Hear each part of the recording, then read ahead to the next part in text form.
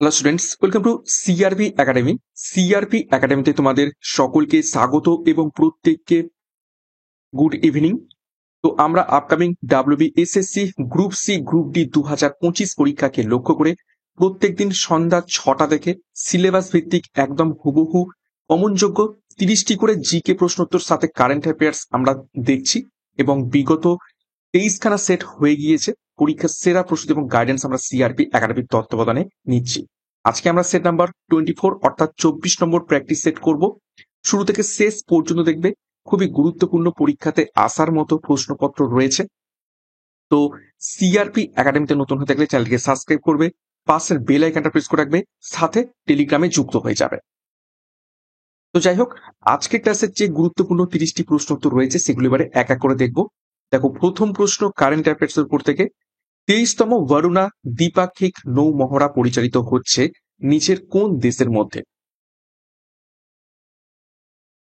নিচের কোন দুই দেশের মধ্যে 23তম বরুণা দ্বিপাক্ষিক নৌ মহড়া পরিচালিত হচ্ছে? প্রত্যেকটা প্রশ্ন চলাকালীন চেষ্টা করবে নিজেরাই উত্তরগুলো করার, প্র্যাকটিসটা হবে। তো সঠিক উত্তর হয়ে যাবে এখান থেকে অপশন সি, ভারত এবং ফ্রান্সের মধ্যে এই 23তম বরুণা দ্বিপাক্ষিক নৌ মহড়া পরিচালিত হচ্ছে। 2 নম্বর প্রশ্ন দেখো, ওয়ার্ল্ড হ্যাপিনেস রিপোর্ট 2025-এ ভারতের স্থান কত? বিভিন্ন ইন্ডেক্স বা রিপোর্ট থেকে পরীক্ষায় প্রশ্ন এসে থাকে ভারতের কোথায় কোন পজিশনে অবস্থান রয়েছে, সেই রকম প্রশ্ন কিন্তু পরীক্ষাতে এসে থাকে।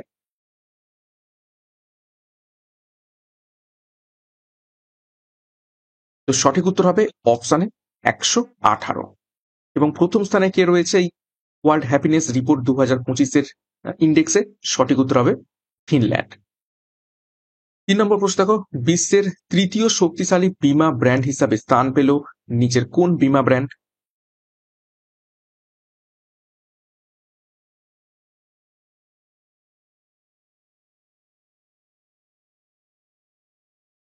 তো সঠিক উত্তর হয়ে যাবে এখান থেকে অপশন সি, এলআইসি। এলআইসি বিশ্বের তৃতীয় শক্তিশালী বীমা ব্র্যান্ড হিসাবে স্থান পেয়েছে। নেক্সট দেখো 4 নম্বর প্রশ্ন, খঞ্জার 12 যৌথ সেনা মহড়া পরিচালিত হচ্ছে নিচের কোন দুই দেশের মধ্যে?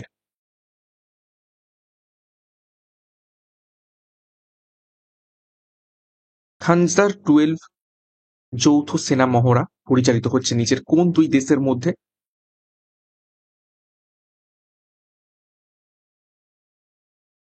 সঠিক উত্তর হবে অপশন বি, ভারত এবং কিরগিজস্তানের মধ্যে। নেক্সট গুরুত্বপূর্ণ ঘোষণা তোমাদের জন্য, upcoming SSC group C group D পরীক্ষাকে লক্ষ্য করে সিআরপি একাডেমির তত্ত্বাবধানে ফাউন্ডেশন ব্যাচ 2025 লঞ্চ করা হয়েছে, যেখানে তোমরা জেনারেল নলেজ, ইংরেজি, গণিত একদম সম্পূর্ণ অধ্যায় ভিত্তিক ভিডিও ক্লাস, একদম ডেসক্রিপটিভ প্যাটার্নে তোমরা ক্লাসগুলো পাবে, সাথে মক টেস্ট এবং বিগত 3 বছরের কারেন্ট অ্যাফেয়ার্স খুবই গুরুত্বপূর্ণ এই পরীক্ষার জন্য। তো এখান থেকে পেয়ে যাবে। কোর্স ফি খুবই স্বল্প রাখা হয়েছে, অলরেডি ব্যাচ কোর্স শুরু হয়ে গিয়েছে, কিন্তু অ্যাডমিশন এখনো চলছে। যারা এখনো যুক্ত হতে চাও তারা যোগাযোগ করো। পরীক্ষার সেরা প্রস্তুতি এখান থেকে সঠিক গাইডেন্স এবং স্টাডি মেটের মাধ্যমে পাবে। এছাড়া আমাদের ব্যাচের কি বৈশিষ্ট্য দেখো, সমস্ত বিষয়ের অধ্যায় ভিত্তিক ক্লাস করানো হবে। পরীক্ষায় হুবহু প্রশ্ন কমনের একটা গ্যারান্টি কিন্তু থাকছে।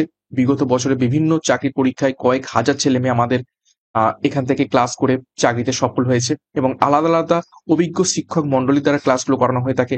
পরীক্ষার আগেই কিন্তু সিলেবাস কমপ্লিট করে দেওয়া হবে এবং সিট সংখ্যা কিন্তু লিমিটেড। তো যোগাযোগ করো 9647553612 নাম্বারে, বিস্তারিত ডেসক্রিপশন বক্সে পেয়ে যাবে। এখনই যুক্ত হয়ে যাও। নেক্সট দেখো 5 নম্বর প্রশ্ন, একজন ভারতীয় নাগরিকের লোকসভায় নির্বাচিত হতে গেলে নিম্নতম কত বয়স হতে হবে?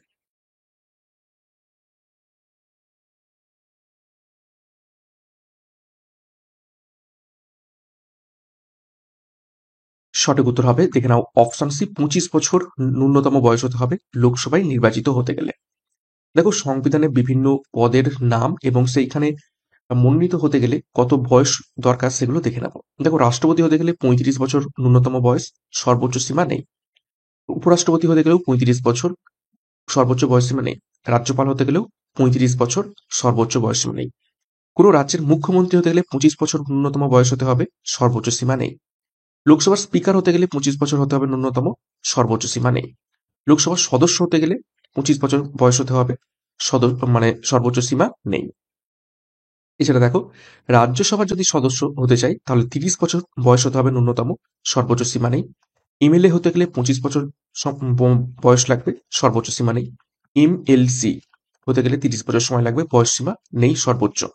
নেক্সট, পঞ্চায়েত সদস্য হতে গেলে 21 বছর বয়স হতে হবে ন্যূনতম এবং সর্বোচ্চ বয়স সীমা নেই।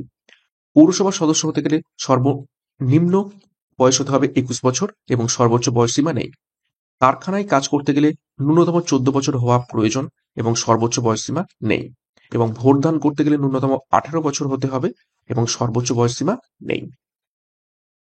তো গুরুত্বপূর্ণ তথ্য দেখলাম, এবং আমি আগেও বলেছি এই এক্সট্রা নোটসগুলো কিন্তু তোমরা এড়িয়ে যাবে না, খুব ভালোভাবে এই এক্সট্রা নোটসগুলো কিন্তু করবে, এখান থেকেও প্রশ্ন আসার প্রচুর চান্স রয়েছে। নেক্সট দেখো 6 নম্বর প্রশ্ন, আইসো বার বলতে কি বোঝায়?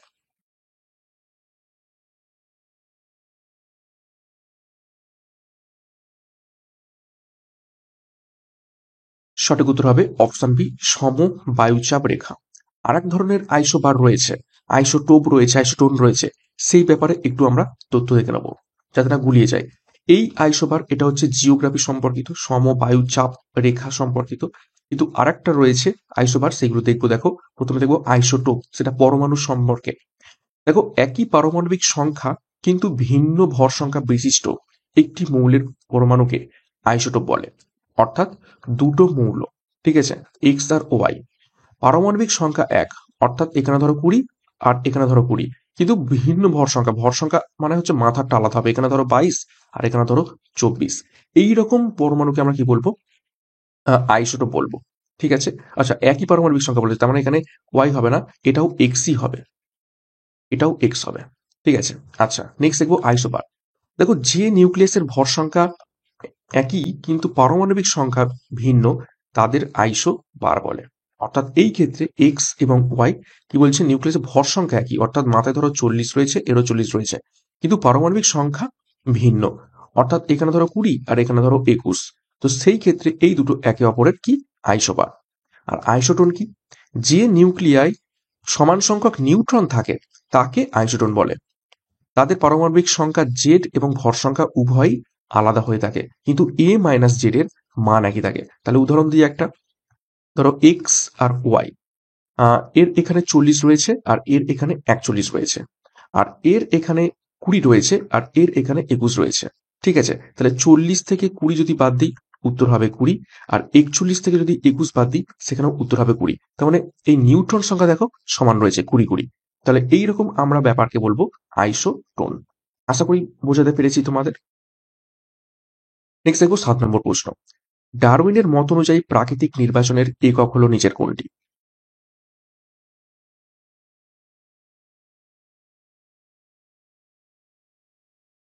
চারটি অপশন রয়েছে, সঠিক উত্তর হবে অপশন ডি, প্রজাতি হবে ডারউইনের মত অনুযায়ী প্রাকৃতিক নির্বাচনের একক। নেক্সট দেখো 8 নম্বর প্রশ্ন, নদিয়া ও মুর্শিদাবাদের মৃতপ্রায় বদ্বীপ কি নামে পরিচিত? ভিভিআই করো প্রশ্নটিকে, পশ্চিমবঙ্গের ভূগোলের উপর থেকে গুরুত্বপূর্ণ প্রশ্ন।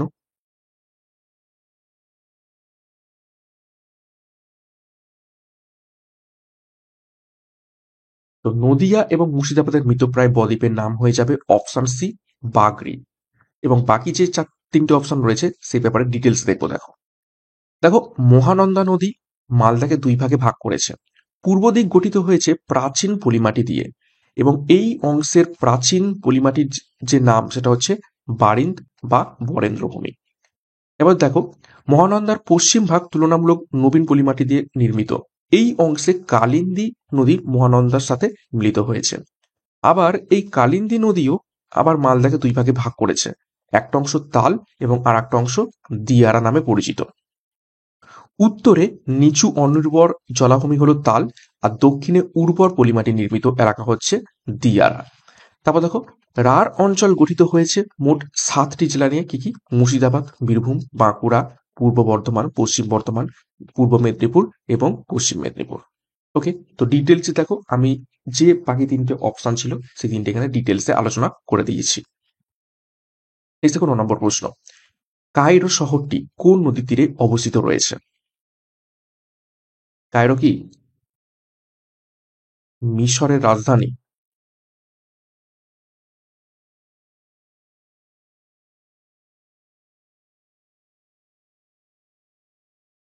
তো সঠিক উত্তর হবে অবশ্যই অপশন বি, নীল নদের তীরে। দেখো কিছু গুরুত্বপূর্ণ শহরের নাম দেখবে এবং সেগুলো কোন নদীর তীরে একটু দেখে নেব।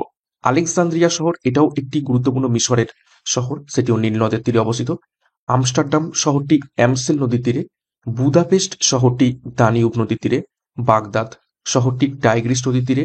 রোম শহরটি টাইবার নদীর তীরে। ব্যাংকক শহরটি চাও ফ্রায়া নদীর তীরে এবং ভিয়েনা শহরটি দানিউব নদীর তীরে অবস্থিত রয়েছে। নদী তীরবর্তী শহর সম্পর্কে এটা পৃথিবীর আমরা তথ্য দেখলাম, খুবই গুরুত্বপূর্ণ তথ্য। নেক্সট দেখো 10 নম্বর প্রশ্ন। পশ্চিমবঙ্গের প্রধান কুটির শিল্প নিচের কোনটি?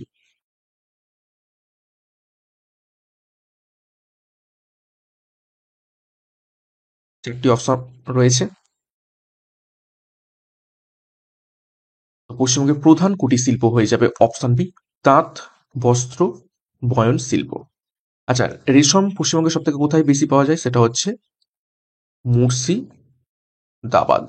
আর মাটির পুতুল আমরা কোথায় দেখতে পাওয়া যায়? কৃষ্ণনগর। নেক্সট 11 নম্বর প্রশ্ন দেখো। কোলেগাই ও কংসাবতী নদীর মিলিত প্রবাহ পরিচিত রয়েছে নিচের কোন নদী হিসাবে?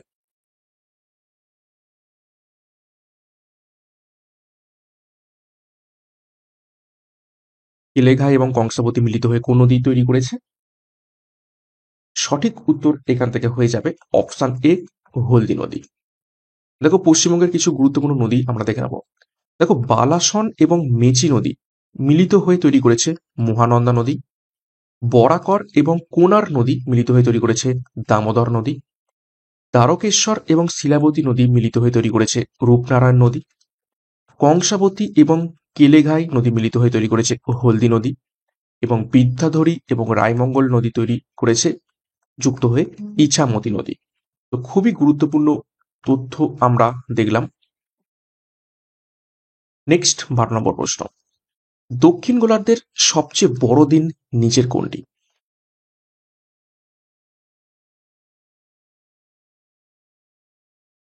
প্রশ্নটা দেখো, দক্ষিণ গোলার্ধের সব থেকে বড় দিন চেয়েছে, তার মানে আমাদের দেখতে হবে যে উত্তর গোলার্ধের সব থেকে ছোট দিন কোনটা, সেটা দেখলেই হয়ে যাবে।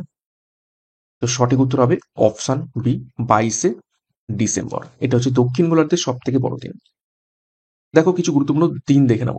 দেখো কর্কট সংক্রান্তি দিন হচ্ছে 26শে জুলাই এবং এটা হচ্ছে উত্তর গোলার্ধে সবচেয়ে বড় দিন। নেক্সট দেখো পৃথিবীর অপসূর অবস্থান, সেটা হচ্ছে 4ঠা জুলাই, সব থেকে দূরে থাকে সূর্য থেকে পৃথিবী। পৃথিবীর অনুসূর অবস্থান 3রা জানুয়ারি, সব থেকে কাছে থাকে পৃথিবী। মকর সংক্রান্তি, এটা হচ্ছে 22শে ডিসেম্বর, এটা হচ্ছে উত্তর গোলার্ধে সবচেয়ে বড় কি হবে, রাত হবে। নেক্সট দেখো 21শে মার্চ এবং 23শে সেপ্টেম্বর দিন দুটিতে পৃথিবীতে সর্বত্র দিন রাত্রি সমান হয়। 21শে মার্চটিকে বলা হয় মহাবিষুব, আর 23শে সেপ্টেম্বর এই দিনটিকে বলা হয় থাকে জলবিষুব। এই দিনটিতে দিন এবং রাত সমান হয়ে থাকে। তো খুবই গুরুত্বপূর্ণ তথ্য, এইগুলো কিন্তু একদম মিস করবে না। নেক্সট দেখো 13 নম্বর প্রশ্ন। জাতীয় কংগ্রেসের প্রথম প্রেসিডেন্ট কে ছিলেন?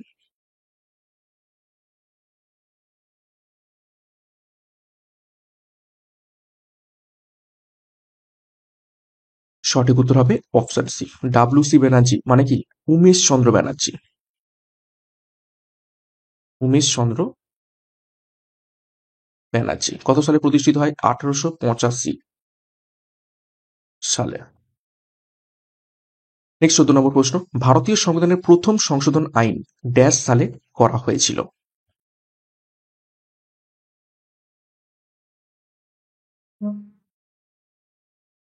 সঠিক উত্তর হবে অপশন বি, 1951 সালে। এবং এখনো পর্যন্ত ভারতীয় সংবিধানের মোট সংশোধনীর সংখ্যা হলো 104টি। 15 নম্বর প্রশ্ন দেখো। ভারতের অর্ধনগ্ন ফকির ব্রিটিশ প্রধানমন্ত্রী কার সম্বন্ধে এই কথা বলেছিলেন?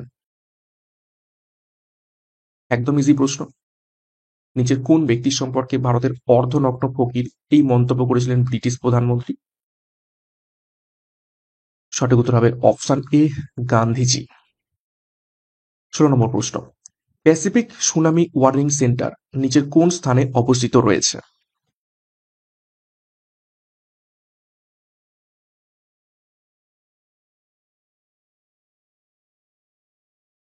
সঠিক উত্তর হবে মিলিয়ে নাও অপশন সি, কোবে শহরে। 17 নম্বর প্রশ্ন, হাজার হ্রদের দেশ বলা হয় নিচের কোন দেশটিকে? বহুবার পরীক্ষাতে এসেছে। Land of thousand lakes.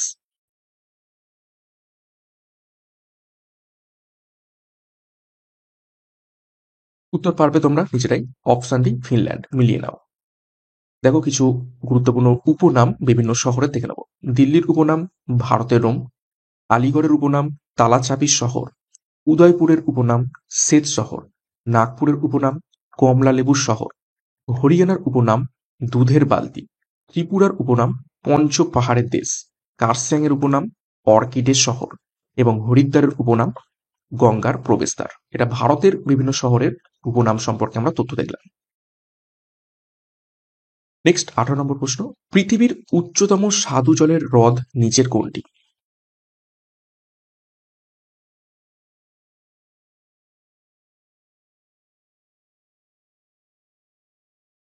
সঠিক উত্তর অপশানে টিটিকাকা। আচ্ছা, বইকার নাম দেখতে পাচ্ছ, এটি হচ্ছে পৃথিবীর গভীরতম হ্রদ।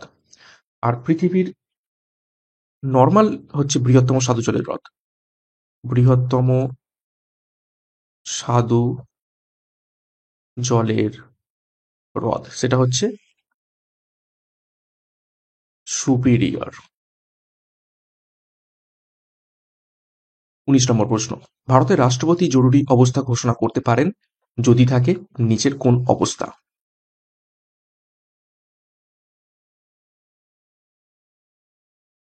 চারটি অপশন দেখো, যুদ্ধ অথবা যুদ্ধের ভয়, সাংবিধানিক ব্যবস্থার ব্যর্থতা, আর্থিক অস্থিরতা, নাকি এই তিনটি যে কোনো একটি? সঠিক উত্তর হবে অপশন ডি। এই তিনটি যে কোনো একটি থাকলেই রাষ্ট্রপতি জরুরি অবস্থা ঘোষণা করতে পারেন। ঠিক আছে, জরুরি অবস্থাকে কি বলা হয় থাকে? এমার্জেন্সি। এমার্জেন্সি কয় প্রকার? এমার্জেন্সি মূলত তিন প্রকার। একটা হচ্ছে ন্যাশনাল এমার্জেন্সি, আর্টিকেল 352। একটা হচ্ছে স্টেট এমার্জেন্সি, আর্টিকেল 356। আর শেষে রয়েছে ফিনান্সিয়াল এমার্জেন্সি, সেটা হচ্ছে 360। ওকে, নেক্সট 20 নম্বর প্রশ্ন, বিক্রম সারাভাই স্পেস সেন্টার নিচের কোন শহরে অবস্থিত রয়েছে?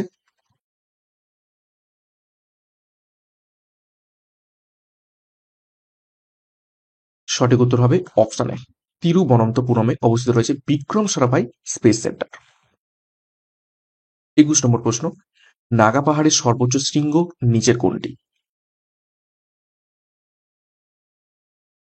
ভিভিআই করো।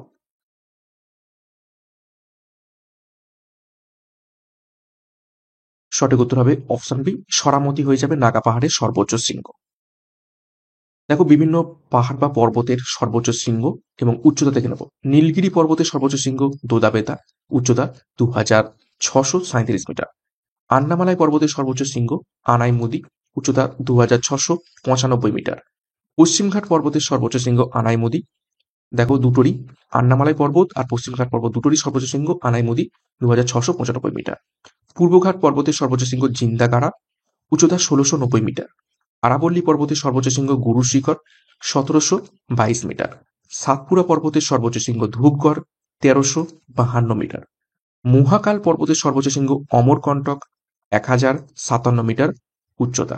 মিসমি পর্বতের সর্বোচ্চ শৃঙ্গ দাফাবুম, 4579 মিটার। নেক্সট 22 নম্বর প্রশ্ন, ভারতের বিপ্লবের জননী কাকে বলা হয়ে থাকে?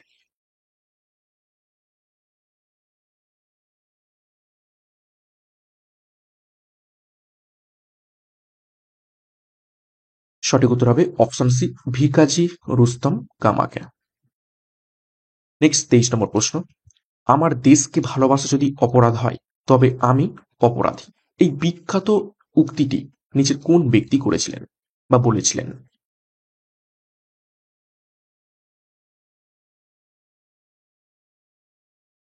সঠিক উত্তর হবে অপশন বি, শ্রী অরবিন্দ। দেখো কিছু গুরুত্বপূর্ণ উক্তি কারা দিয়েছিলেন একটু দেখবো।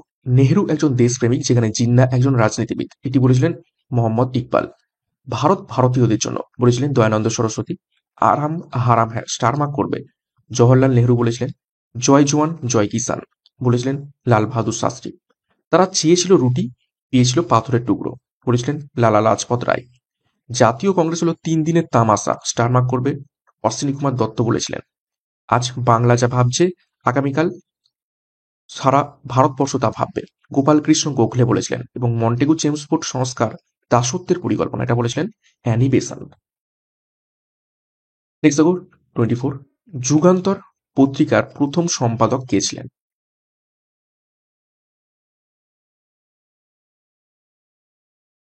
ভিআই করবে, প্রথম সম্পাদক জিজ্ঞেস করা হয়েছে।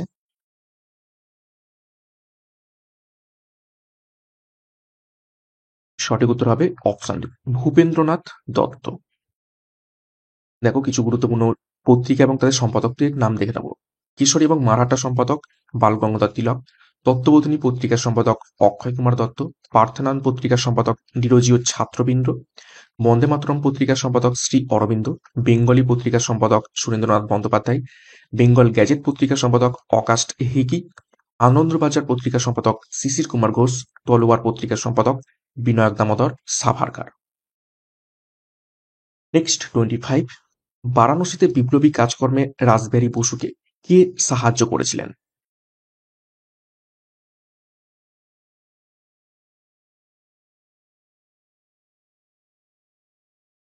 সঠিক উত্তর হবে অপশন সি, বসন্ত বিশ্বাস।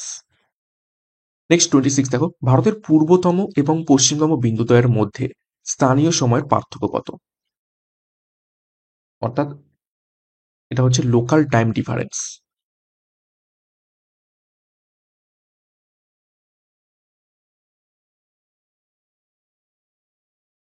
পূর্বতম বিন্দু কি? সেটা হচ্ছে কিবিথু, সরি,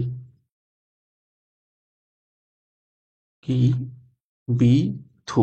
আর পশ্চিমতম সেটা হচ্ছে গৌরমাথা, এটা হচ্ছে গুজরাট, আর এটা হচ্ছে অরুণাচল প্রদেশ। তো এই দুটোর মধ্যে স্থানীয় সময় কত? সঠিক উত্তর হবে অপশন এ, 1 ঘন্টা 57 মিনিট। এবং যদি বলে স্ট্যান্ডার্ড টাইম ডিফারেন্স, পরীক্ষায় প্রশ্ন আসে স্ট্যান্ডার্ড টাইম ডিফারেন্স, তখন হয়ে যাবে 0, 0। দেখো কিছু তথ্য। ভারতের মূল ভূখণ্ড 8 ডিগ্রি 4 মিনিট উত্তর এবং 37 ডিগ্রি 6 মিনিট উত্তর অক্ষাংশের মধ্যে অবস্থিত। এবং দেখো ভারতের মূল ভূখণ্ড 68 ডিগ্রি 7 মিনিট পূর্ব এবং 97 ডিগ্রি 25 মিনিট পূর্ব দ্রাঘিমার মধ্যে অবস্থিত রয়েছে। এবং দূরত্বের পরিপ্রেক্ষিতে ভারতের উত্তর দক্ষিণে প্রায় 3214 কিলোমিটার বিস্তৃত এবং পূর্ব থেকে পশ্চিমে 2933 কিলোমিটার বিস্তৃত। খুবই গুরুত্বপূর্ণ তথ্য। নেক্সট দেখো 27 নম্বর প্রশ্ন, ভিলাই স্টিল প্ল্যান্ট কোন রাজ্যে অবস্থিত রয়েছে?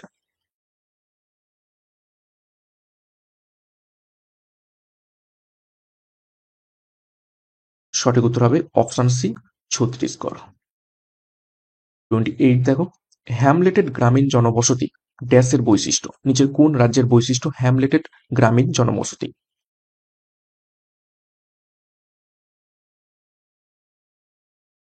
সঠিক উত্তর হবে অপশন এ, মধ্যপ্রদেশ। 29 দেখো, পশ্চিমবঙ্গের উচ্চতম জাতীয় উদ্যান নিচের কোনটি?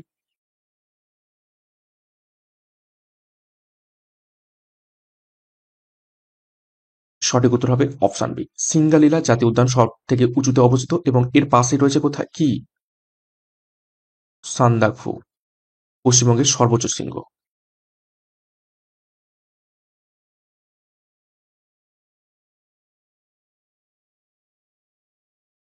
ওকে। 30 নম্বর প্রশ্ন এবং আজ ক্লাসের শেষ প্রশ্ন। জাতীয় উন্নয়ন পরিষদে আছেন নিচের কোন ব্যক্তিরা?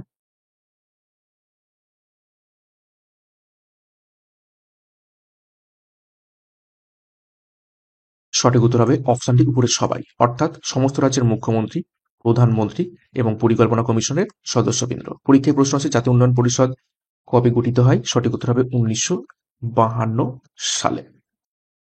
তো এই ছিল আজ ক্লাসের গুরুত্বপূর্ণ 30টি প্রশ্ন উত্তর। 30-এর মধ্যে কার কত স্কোর হয়েছে কমেন্ট বক্সে কমেন্ট করে জানাবে, এবং প্রত্যেকদিন সন্ধ্যা 6টা থেকে এই ক্লাসগুলো ফলো করতে থাকো। একদম পরীক্ষার সিলেবাস এবং এক্সাম প্যাটার্ন অনুযায়ী যে ধরনের প্রশ্ন পরীক্ষাতে আসতে পারে সেই ধরনের প্রশ্নই তোমাদের জন্য নিয়ে আসবো। এবং আমাদের যে ব্যাচ কোর্স রয়েছে foundation batch, WBSSC group C group D পরীক্ষাকে লক্ষ্য করে, যেখানে পরীক্ষার এক্সাম প্যাটার্ন এবং সিলেবাস অনুযায়ী তোমাদের প্রত্যেকটা বিষয় ধরে ধরে জেনারেল নলেজ, ইংরেজি এবং গণিতের সম্পূর্ণ অধ্যায় ভিত্তিক ভিডিও ক্লাস, অর্থাৎ থিওরি ডেসক্রিপটিভ প্যাটার্নের ক্লাসগুলো করানো হবে কনসেপ্ট ক্লিয়ারের মাধ্যমে। সাথে মক টেস্ট থাকছে এবং কারেন্ট অ্যাফেয়ার্স থাকছে বিগত 3 বছরের। পরীক্ষার সেরা প্রস্তুতি, সঠিক গাইডেন্স এবং স্টাডি মেটের মাধ্যমে এখান থেকে পেয়ে যাবে। কোর্স ফি খুবই স্বল্প মূল্য রাখা হয়েছে সকলের কথা ভেবে। তো যোগাযোগ করো 9647553612 নাম্বারে, বিস্তারিত ডিসক্রিপশন বক্সে পেয়ে যাবে। এবং সিআরপি একাডেমিতে নতুন হয়ে থাকলে অবশ্যই চ্যানেলটিকে সাবস্ক্রাইব করো, পাশের বেল আইকনটা প্রেস করে রাখো, সাথে টেলিগ্রামে যুক্ত হয়ে যাও।